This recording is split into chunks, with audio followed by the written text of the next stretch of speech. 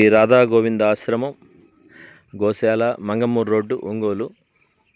ప్రాతకాలంలో అందరూ కూడా గోమాతల్ని దర్శించండి, ధరించండి.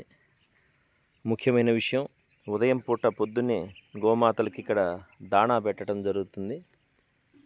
ఉదయాన్నే గోమాతకి దాణా పెట్టడం జరుగుతుంది. అది వాటి పుష్టికి బలానికి మంచిది. వాటిలో ప్రధానంగా వాడేటటువంటివి కొబ్బరి పిట్టు, మినప్పొట్టు, అలాగే తౌడు, బెల్లము, ఇవన్నీ కూడా వాడి వాటికి చాలా బలాన్ని కలిగిస్తుంది. అటువంటివి ఉదయాన్నే వాటికి సమర్పించడం వాటికి జరుగుతుంది. కాబట్టి దానికి ప్రధానంగా మాకు ప్రస్తుతం కొబ్బరి పిట్టు, మినప్పొట్టు, బెల్లం, తర్వాత తౌడైతే ఉన్నది. ఆల్రెడీ ఒక బస్తా తౌడు ఉంది. ప్రధానంగా కొబ్బరి పిట్టు, మినప్పొట్టు, బెల్లం ఇవి దాదాపు అయిపోవచ్చాయి.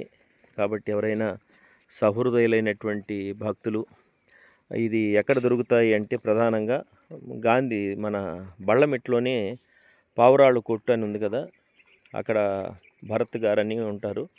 వారు కొట్లో ఇవి మాకు అందిస్తూ ఉంటారు. మంచి నాణ్యమైనటువంటివి మినప్పొట్టు ఇది.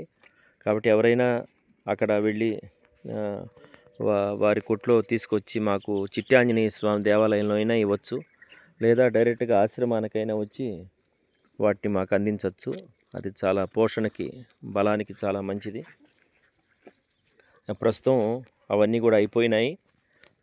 మాకు ఒక బస్తా గనక వేయిస్తే దాదాపు చాలా రోజులు వస్తాయి అవి. లేదా వాళ్ళ శక్తి అనుసారంగా ఎంత అందించినా పర్వాలేదు. జై గోమాతాకి జై, గోవింద భగవానికి జై. లేదా అమౌంట్ ఫోన్పే చేసినా కూడా ఫోన్పే నెంబర్ ఇవ్వటం జరుగుతుంది. దాన్ని మేము తీసుకొచ్చి వాటికి అందించటం జరుగుతుంది. కాబట్టి వారి అవకాశాన్ని బట్టి అందించగలరని ప్రార్థిస్తున్నాం. జై గోమాతాకి జై, గోవింద భగవానికి జై.